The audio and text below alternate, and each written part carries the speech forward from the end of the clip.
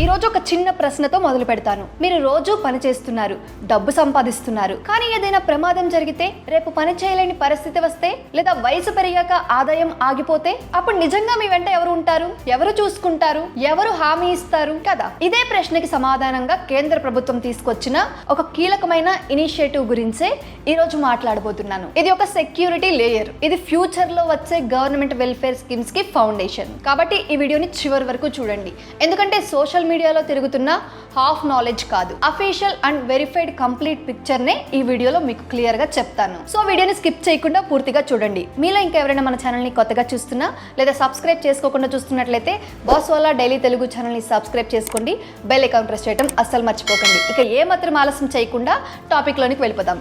Hi, hello, నమస్తే, welcome to boss Wala daily Telugu channel. నేను మీ శిరీష కందుల.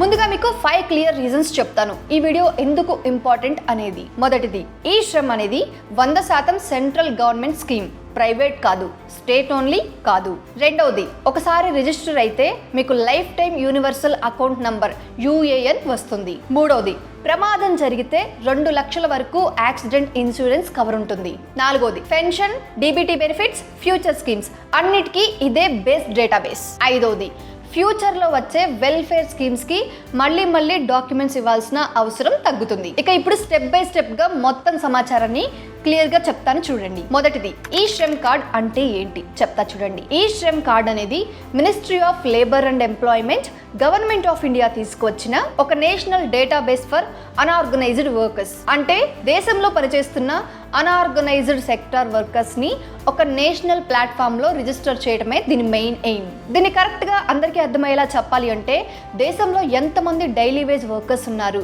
ఏ రంగంలో పనిచేస్తున్నారు, వాళ్ళకి ఏ స్కీమ్స్ అవసరం, ఈ మొత్తం డేటాబేస్ ఒకే చోట ఉండాలన్నమాట. మరి ఇప్పుడు ఈ శ్రమ్ కార్డ్ కి ఎలిజిబిలిటీ ఏంటి, ఎవరు అర్హులు, దీని గురించి చెప్తాను చూడండి. ఇది చాలా ఇంపార్టెంట్ పాయింట్. ఈ Shram card unorganised sector workers కోసం మాత్రమే. ఉదాహరణకి street vendors, construction workers, daily labour, auto and cab drivers, delivery boys, domestic workers, agricultural labour, fisherman, handloom and hand craft workers, small shop helpers, ఇంకా home based workers, వీళ్ళందరూ కూడా ఈ Shram card కి apply చేయడానికి అర్హులే. అయితే మీరు EPFO, ESIC లేదా NPS లో ఆల్రెడీ కవర్డ్ అయితే ఈ శ్రమ్ కార్డ్ కి ఎలిజిబుల్ కాదు, అంటే ఈ స్కీమ్ కి మీరు అప్లై చేయలేరు. ఇకపోతే ఏజ్ లిమిట్ కనుక చూసుకున్నట్లయితే 16 సంవత్సరాల నుంచి 59 సంవత్సరాల వరకు ఉన్న వాళ్ళు అర్హులు. నెక్స్ట్, ఇన్కమ్ ట్యాక్స్ పేయర్ అయితే కనుక దీనికి ఎలిజిబుల్ కాదు. ఇప్పుడు అందరికీ ఒక డౌట్, ఈ శ్రమ్ రిజిస్ట్రేషన్ చేస్తే ఏం వస్తుంది? దానికి ఆన్సర్ ఏంటంటే, రిజిస్టర్ అయిన తర్వాత మీకు 12 డిజిట్ యూనివర్సల్ అకౌంట్ నంబర్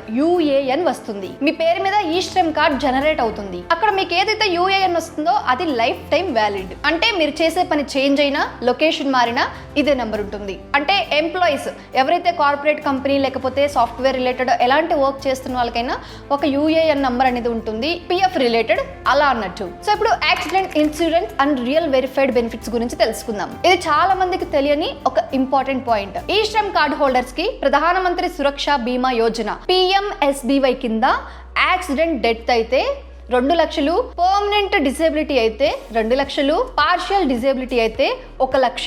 ఇది సెంట్రల్ గవర్నమెంట్ ఇన్సూరెన్స్ కవర్. దీనికి సంబంధించిన ప్రీమియం గవర్నమెంటే భరిస్తుంది. ఇప్పుడు pension scheme PM Shram Yogi Maandhan PMSYM గురించి చూద్దాం. ఇప్పుడు పెన్షన్ విషయం చాలా క్లియర్ గా చెప్తాను చూడండి. అందరికీ అర్థమయ్యేలాగా మీకు ఒక పాయింట్ లో చెప్పేస్తాను. ఈ శ్రమ్ కార్డు ఉన్న వాళ్ళలో eligible workers PMSYM pension scheme కి జాయిన్ అవ్వచ్చు. ఇక ఎలిజిబిలిటీస్ కనుక చూసుకున్నట్లయితే ఏజ్ వచ్చేసి 18 సంవత్సరాల నుంచి 40 సంవత్సరాల మధ్య వయసు ఉండాలి. అన్ఆర్గనైజ్డ్ సెక్టార్ వర్కర్స్ అయి ఉండాలి. అంటే గవర్నమెంట్ ఆర్ కార్పొరేట్ ఎంప్లాయీ అయి ఉండకూడదు. నెక్స్ట్, మంత్లీ ఇన్కమ్ వచ్చేసి 15,000 లోపు మాత్రమే ఉండాలి. EPFO, ESIC, NPS లో ఉండకూడదు. ఇన్కమ్ ట్యాక్స్ పేయర్ అసలు అయి ఉండకూడదు. సో ఇప్పుడు మీ కాంట్రిబ్యూషన్ ఏముండాలి, దాని గురించి క్లియర్ గా అమౌంట్ చెప్తాను చూడండి. కరెక్ట్ గా చెప్పాలి అంటే ఇది ఏజ్ బేస్డ్ కాంట్రిబ్యూషన్.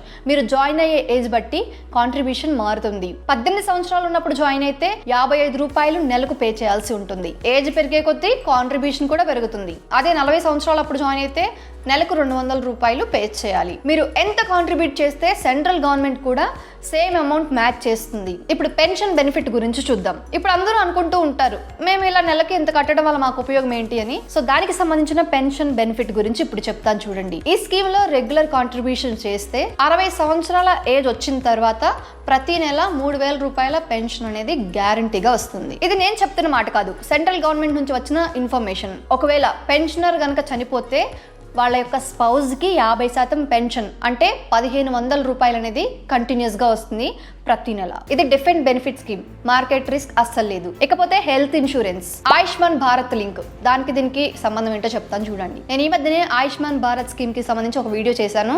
సో దానికి సంబంధించి ఒక క్లారిఫికేషన్ పాయింట్ అండి.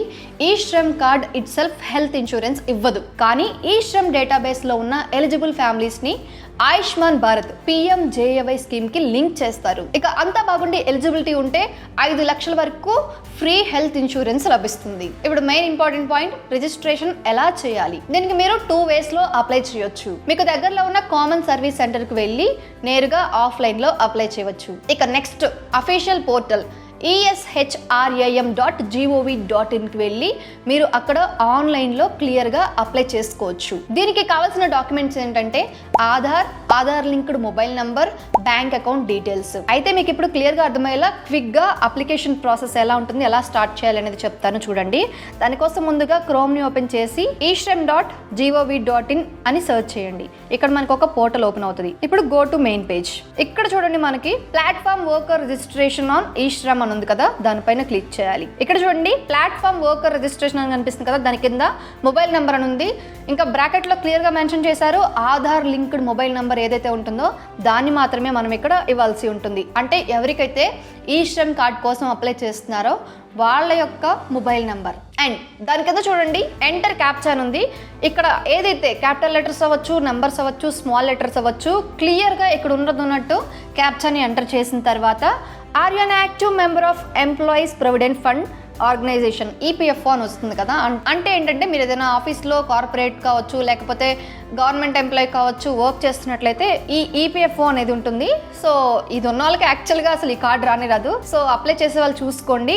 గవర్నమెంట్ ఎంప్లాయీస్ కావచ్చు, లేకపోతే అన్ఆర్గనైజ్డ్ సెక్టార్లో పని చేయకుండా ఉన్న వాళ్ళైతే కనుక అప్లై చేయొద్దు, చేసినా రాదు. Next, are you an active member of employees state insurance corporation అంటే ECIC.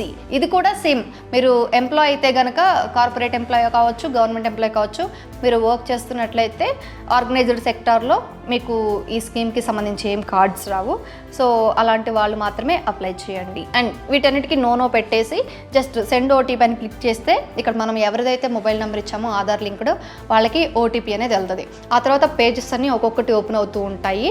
సో క్లియర్గా అక్కడ ఏవైతే అడుగుతున్నారో వాటికి సంబంధించిన డీటెయిల్స్ కావచ్చు, ఆధార్ కార్డు కావచ్చు, నెంబరు, ఇంకా బ్యాంక్ డీటెయిల్స్ దానికి సంబంధించి, ఇంకా నెక్స్ట్ స్టెప్స్లో అయితే father name, mother name related అట్లా కొంత ఇన్ఫర్మేషన్ మనం ఇవ్వాల్సి ఉంటుంది. అయితే ఈ పాయింట్ వరకు మీరు ఈ వీడియోని చూస్తున్నట్లయితే మీకు గనక దీనికి సంబంధించి పూర్తి రిజిస్ట్రేషన్ ప్రాసెస్ గనక కావాలి, స్టెప్ బై స్టెప్ ఎలా అని తెలుసుకోవాలి అనుకుంటే కనుక జస్ట్ కామెంట్ బాక్స్లోనికి వెళ్ళి సెంట్రల్ గవర్నమెంట్ అని కామెంట్ చేయండి. నేను దానికి సంబంధించి మరొక వీడియోలో మీకు క్లియర్గా ఎక్స్ప్లెయిన్ చేస్తాను. సో అపార్ట్ ఫ్రమ్ దట్, ఈ రిజిస్ట్రేషన్ చేయడానికి ఎలాంటి ఫీ చెల్లించాల్సిన అవసరం లేదు, ఇది కంప్లీట్లీ ఫ్రీ. ఇంకా ఇంపార్టెంట్ ట్రూత్ ఏంటంటే ఇది మ్యాజిక్ కార్డ్ కాదు. ఇక్కడ ఒక క్లియర్ కట్ క్లారిఫికేషన్ ఇవ్వాలి అనుకుంటున్నాను. అదేంటంటే ఈ శ్రమ్ కార్డ్ అంటే ఆటోమేటిక్ మనీ వచ్చే కార్డ్ కానే కాదు. ఇంకా ఎవ్రీ మంత్ 3000 రూపీస్ పెన్షన్ వచ్చేది కూడా ఇమీడియట్ కాదు. ఎందుకంటే ఇది ఒక ఫౌండేషన్ ప్లాట్ఫామ్ గవర్నమెంట్ స్కీమ్స్ ని వర్కర్స్ వరకు కరెక్ట్ గా తీసుకెళ్లడానికి. అయితే అందరికీ ఒక డౌట్ రావచ్చు, ఎందుకు ఈ శ్రమ్ ఇంపార్టెంట్ అని. ఎందుకంటే ఫస్ట్ టైం అన్ఆర్గనైజ్డ్ వర్కర్స్ కి national identity, direct benefit transfer easy అవుతుంది, డిజాస్టర్ టైంలో సపోర్ట్ రీచ్ అవుతుంది, పెన్షన్ అండ్ ఇన్సూరెన్స్ స్కీమ్స్ కి ఇంటిగ్రేట్ అవుతాయి. అంతేకాదు future welfare schemes auto eligibility chance వస్తుంది. అంటే మళ్ళీ వాటన్నిటికీ అప్లై చేయాల్సిన అవసరం ఉండదు ఒకవేళ మీరు దీనికి గనక రిజిస్టర్ అయితే. సో దేశాన్ని నడిపిస్తున్న వాళ్ళు ఎవరు అంటే ఆఫీస్లో కూర్చునే వాళ్ళు మాత్రమే కాదు, రోజు కష్టపడే వాళ్ళు కూడా.